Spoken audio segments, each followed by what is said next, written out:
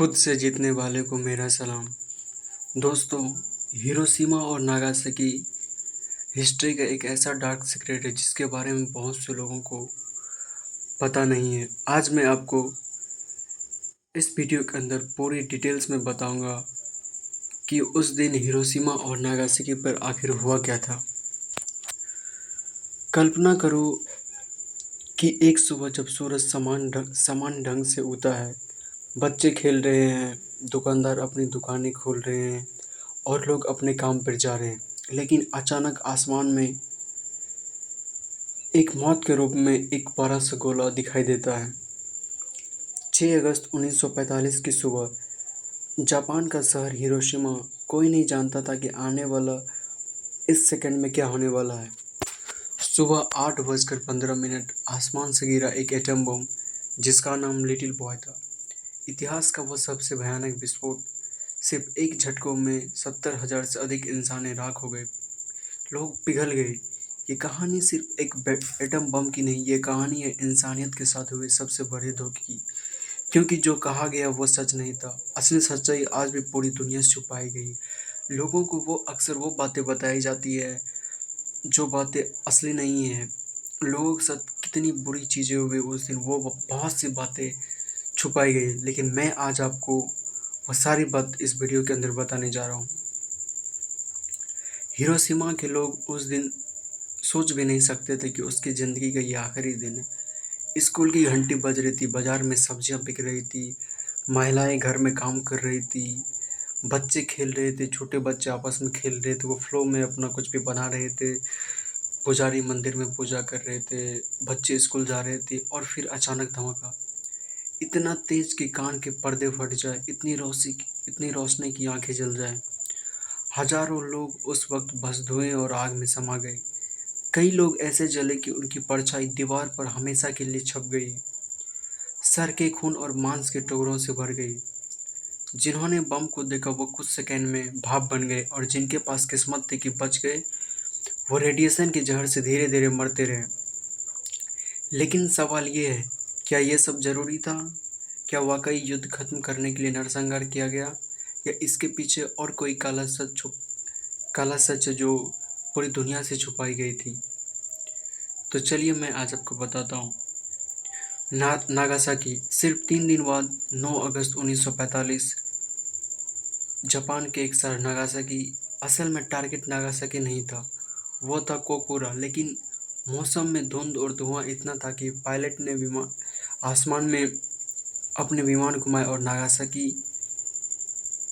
को मौत का मैदान बना दिया। सोचो, एक पूरे शहर का भाग्य सिर्फ बदलती हवाओं पर निर्भर था। इस पर गिराया गया बम फैटमैन था। इसका परिणाम यह था कि 40,000 लोग तुरंत मारे गए। बचे हुए लोगों की मौत रेडिएशन में हो गई। ये किसी देश को हराने का सही तरीका नहीं था, ये तो बस एक प्रयोग था। एक शहर यूरेनियम बम के लिए, दूसरा शहर प्लूटोनियम बम के लिए। दोनों शहर को बना दिया गया लाइव लेबोरेटरी और इंसान बन गया टेस्ट सब्जेक्ट।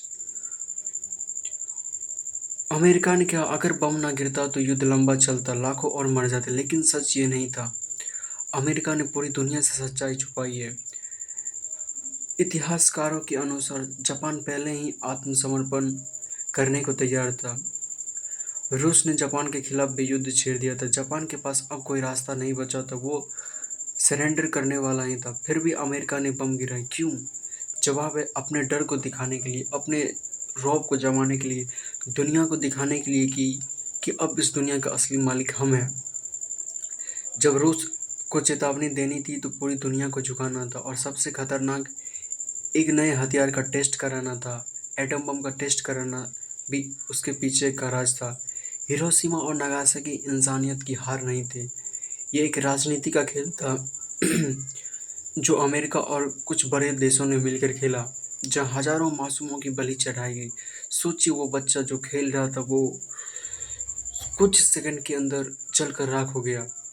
पीड़ित को चीख। आज भी जब आप हिवाकुशा यानी बचे हुए लोगों की कहानियां सुनते हो तो रूह कांप जाती है। एक औरत कहती है, मेरे बच्चे की आंखें जल गई, वो मुझे देख नहीं पा रहा था, वो बस चिल्ला रहा था, माँ माँ मुझे बचाओ। एक आदमी ने कहा, मेरी पत्नी मेरे सामने राख हो गई। मैं उसकी चीख सुनता रहा लेकिन अपनी हाथ तक भी नहीं बढ़ा पाया। लोगों की चमड़ी और शरीरें से लटक रही थी।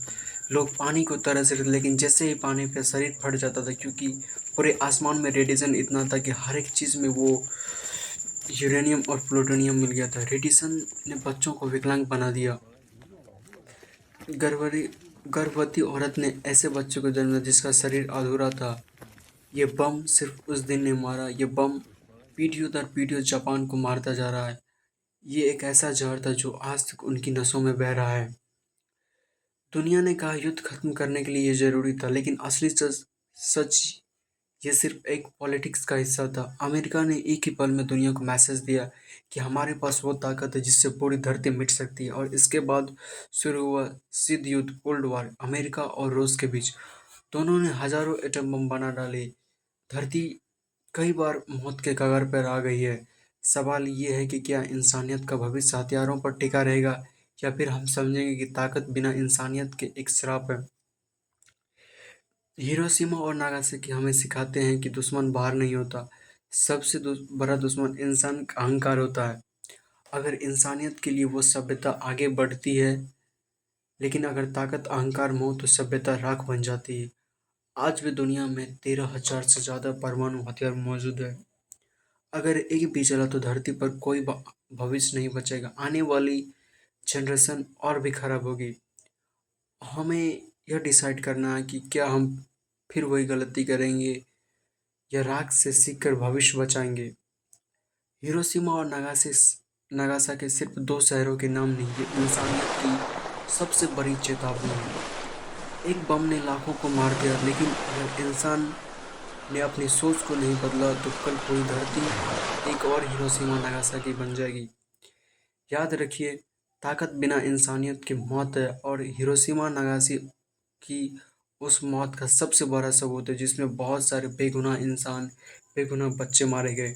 इतिहास हमें चेतावनी देता है,